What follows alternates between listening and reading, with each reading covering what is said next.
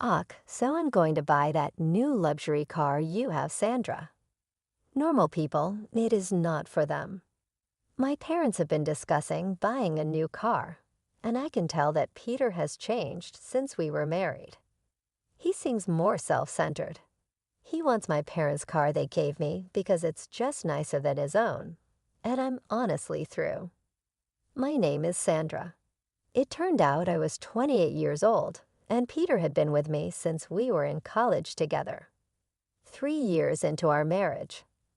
Peter is outgoing and kind of popular, whereas I am shy with only a few friends. Our conversations increased over college courses, and eventually we began to study together.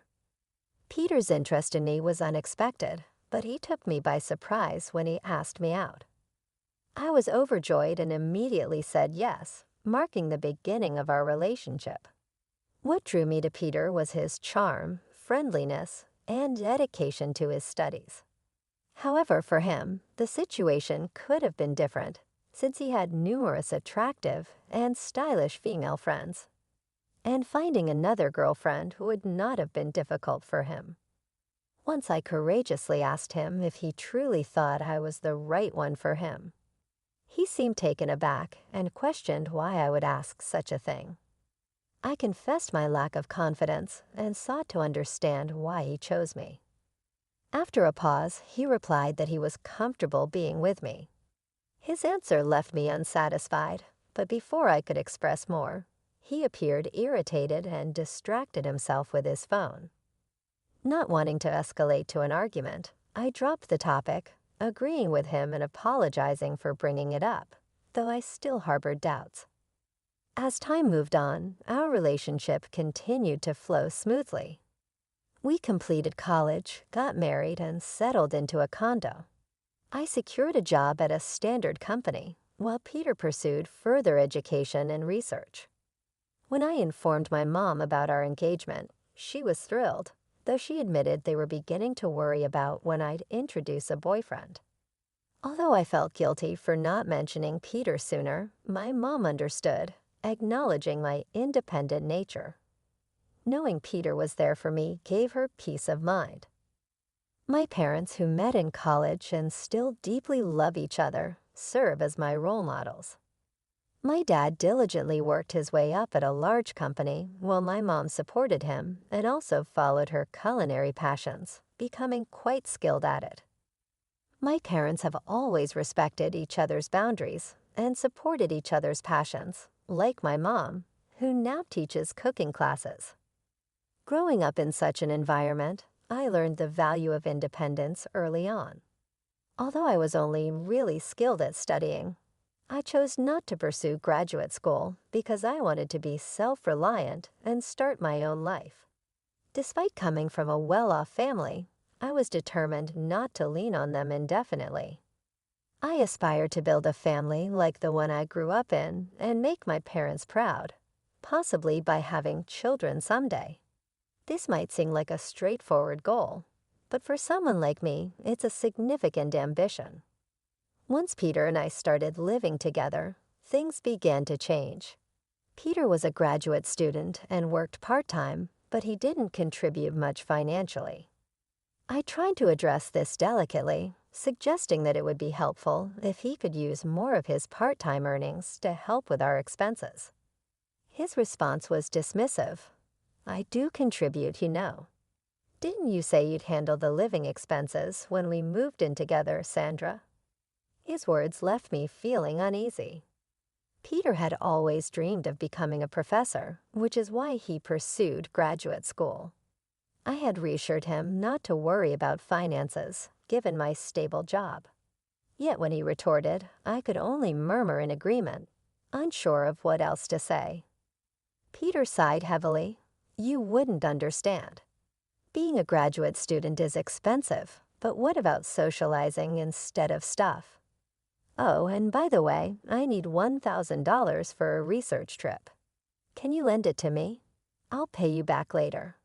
Requests like these became more frequent, and our problems intensified. He began spending more nights away, leaving me alone with cold meals and unanswered calls. When he did return home in good spirits, I was too forgiving. Sometimes, out of the blue, he would suggest, "Hey Sandra, remember you wanted to go somewhere? I have tomorrow off. Let's go." He would also compliment my cooking, making me feel valued. Every time he showed kindness, I saw the happy marriage I desired, which made me hesitate to confront the issues.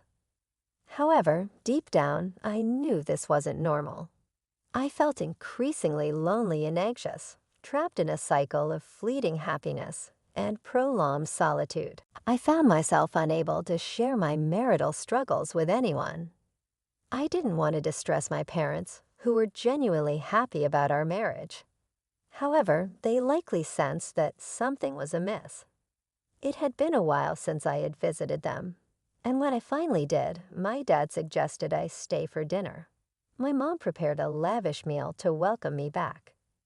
During the meal, my dad brought up that my Aunt Lori had recently visited and expressed a desire to see me.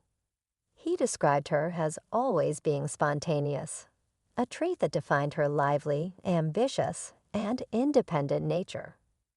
"I'll reach out to her soon." "Thanks, Dad," I replied, appreciating their subtle way of reconnecting me with family support. Dad reminisced about how much Aunt Lori cared for me, and how she playfully lamented that Peter had stolen me, even though she had never intended to marry. Before I met Peter, Lori was more of a confidant than an aunt. I could discuss things with her that I couldn't with my parents. She understood me profoundly and was always there to support me. Initially, I had been too timid to discuss my relationship with Peter with her, but now I was eager to reconnect. A few days after I visited my parents, I met Lori at a cafe. She was as stylish as ever. Observing my outfit, she gently advised, "You know, Sandra, marriage is just the beginning of a lifelong journey for a woman. You should always feel confident and attractive. No matter what, your clothes can make a big difference, so don't forget to take care of yourself." Then with grace, she took a sip of her tea. Realizing how much I had neglected my interests, I apologized for not keeping in touch. Lori chuckled and replied, "That's typical of you, Sandra. It's good to be honest and serious, but being too timid usually stems from a lack of experience. But I was thrilled when I heard you found someone special. I thought, finally, Sandra is taking a step forward." It had been ages. Since I spent time with someone on a day off and the weather was perfect, it made for a much-needed and refreshing outing. We settled on the terrace, soaking up the warm sunlight. In that tranquil moment, I felt comfortable enough to share my concerns with Lori. Initially, I had believed that even someone as reserved as me could make a relationship work with Peter, but doubts had begun to cloud my thoughts. Lori listened attentively to my entire story, nodding empathetically without interruption. When I finished, she gently inquired, "I suppose you haven't mentioned this to your parents, have you, Sandra?" "No," I confessed. "I even hesitated to tell you today. I didn't want to acknowledge my vulnerabilities to anyone. I thought I should be capable of managing this on my own to be truly independent. I know if Mom and Dad found out, they'd probably want me back home immediately. So I want to try to handle this as much as I can by myself." Lori respected my wish to handle things independently and didn't press the issue further. However, she assured me, "If you ever really need help, let me know first. If my dear Sandra asks for help, I'll be there for you no matter where I am." A month later, my mom called me casually. "When you have time, could you come over? It's not urgent." Since I had the next day off, I decided to visit my parents. As I approached, I noticed a new car parked in the driveway, which sparked my excitement. "Dad, is this car new? Did you just get it? Can I take it for a spin?" I joked, my excitement palpable about the fancy car. "Don't worry about that. This car is for you, Sandra. You use it however you like. "It'll come in handy," Mom whispered to me. "We saw this car in a TV commercial, and you said you liked it," Dad recalled, smiling warmly. "So it's our gift to you. You've been going through a tough time lately, so we wanted to cheer you up. If things get tough, just drive this and come home anytime." The car my dad gifted me was an SUV from a renowned international brand, a thoughtful gesture that brought a sense of freedom and support. Dad had even arranged a parking spot near my condo for the new SUV. I laughed in disbelief, barely able to grasp the kindness of the gesture. Later, as I drove downtown, I reached into my pocket, found the car key, and pressed the button. The lights of the SUV flashed brightly around me. It was then that I heard a familiar voice from behind. "What's with the car?" I turned to see Peter, my husband, who hadn't been home for quite some time. It felt like we were living separate lives. His presence left me momentarily speechless as he looked at the car with a smug grin. "Ah, I see, a gift from your parents, right?" Every time I faced Peter, I struggled to find my voice, but I was tired of feeling diminished. "Peter, don't you care anymore? Do you even care about me?" I managed to say, gathering my courage. Then Peter dropped a bombshell. "Are you just realizing now? Did you think I loved you all this time? It's ridiculous how hopeful you are."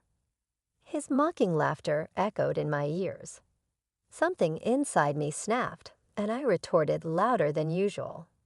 "Then why did you marry me?" He coldly replied, "Wow, you're going to be that cold about it." I couldn't believe the words coming out of his mouth.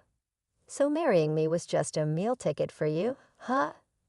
And now you want the car too, because it's wasted on me. That's just great." Peter seemed unfazed by how hurtful his words were, and with a chilling indifference he added, "You know we're getting divorced. Without me, you'll never find another man. Think about it." With those harsh words, he left without a second glance, leaving me feeling both angry and heartbroken. My head pounded with a headache as I sat in the driver's seat, trying to calm myself. Eventually, I called my Aunt Lori for advice. After a few days of consideration, I agreed to the divorce and moved back in with my parents. They welcomed me with open arms, and life began to feel peaceful again. However, that peace was short-lived. One afternoon, Peter showed up at my parents' house, accompanied by his parents. They all sat down in the living room, and Peter's father spoke up in a stern tone. "We're here to talk about our son's divorce." When the discussions about the divorce began, Sandra issued a stern warning to Peter. "If you don't agree to the divorce, I'll use my parents' connections at the university to jeopardize your future." It wouldn't be difficult to harm the career of a junior registrar if their daughter files a complaint. Peter truly loved Sandra, but he felt her approach was overly aggressive, and it seemed she was trying to intimidate him. We could easily contest the divorce, Peter's father argued, feeling betrayed by Sandra. Beneath her simple appearance, she's manipulative and greedy. Poor Peter. I heard she paid him to keep his distance. She must have entertained other men. We should take this to family court and assert that Peter was coerced by his wife. However, if there's a genuine apology, things might be different. For instance, if Sandra gives up the car she's been driving, it might help smooth things over. Peter and his parents listened in silence, absorbing his father's protests. Suddenly, the doorbell rang, and my mom answered it. Aunt Lori appeared behind her as she returned to the living room. "Sorry I'm late. How's the discussion going?" Peter's family had met Lori once at my wedding. "What are you doing here? It's rude to barge in like this. We're busy right now. Outsiders should leave," objected Peter's mother. "No, don't be like that," Lori replied, unfazed. "You've heard about Peter's divorce, right? How would an outsider like you know about that?" I was informed by my brother earlier. I couldn't miss such an important moment for my dear niece. You're probably here to stop the divorce or for money, someone accused. Can you still say that after seeing this? Lori retorted as she pulled out a stack of documents from her bag, laying them out on the table for everyone to see. I hired a detective to look into this.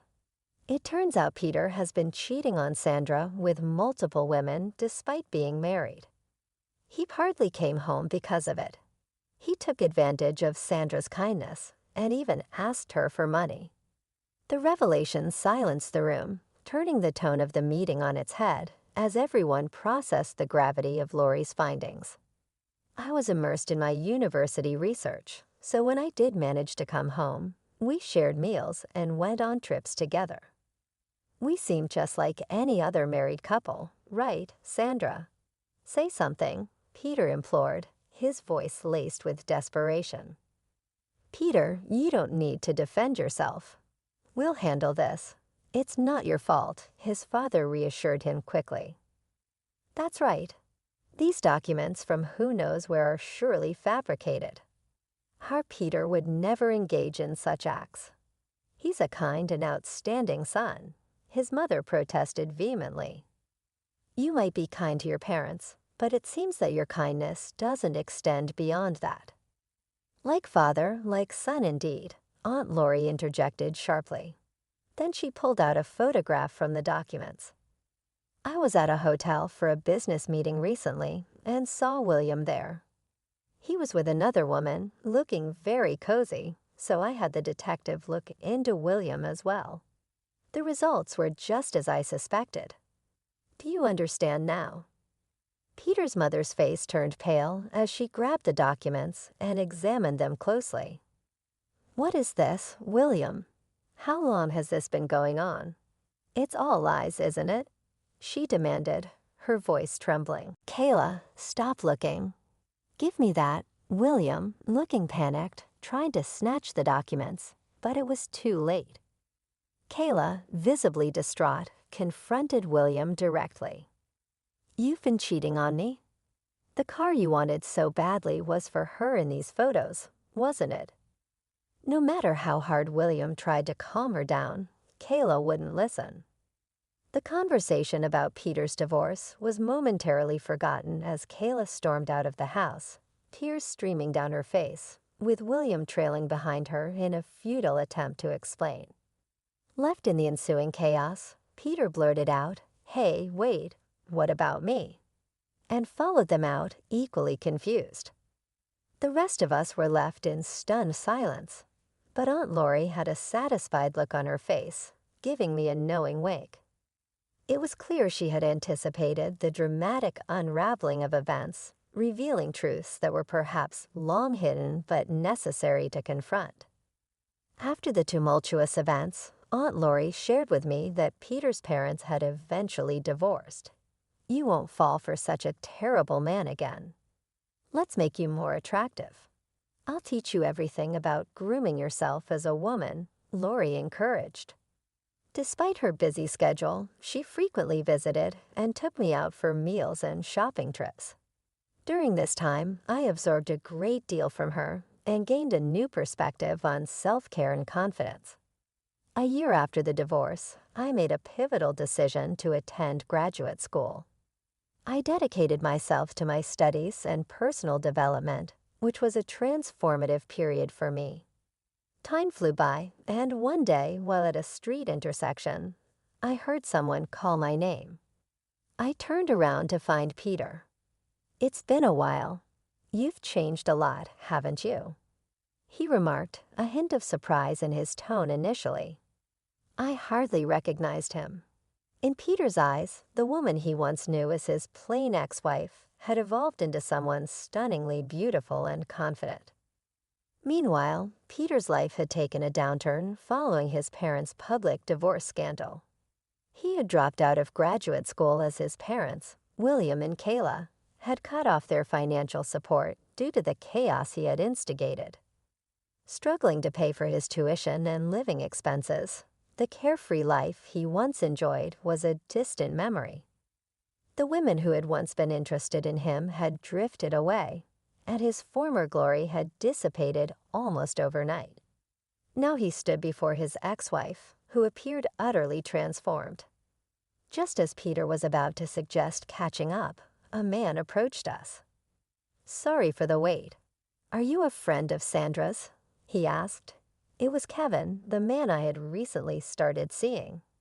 His arrival was perfectly timed, underscoring the new chapter of my life that Peter was no longer a part of. While I was out with Kevin, a group of women nearby couldn't help but notice him. "Wow, that guy is handsome, isn't he?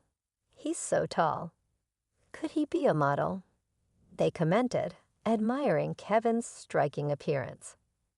Kevin, noticing my brief interaction with someone from my past, subtly acknowledged Peter with a nod. "He's someone from my past, but it's okay. We're finished talking. Let's go, shall we?" Kevin said, taking my hand. Peter stood there stunned as Kevin confidently led me away by the hand, without giving Peter another thought. Kevin and I walked towards the crosswalk. I kept my gaze straight ahead, focused on the path in front of us and the future that awaited. I didn't look back even once as we left,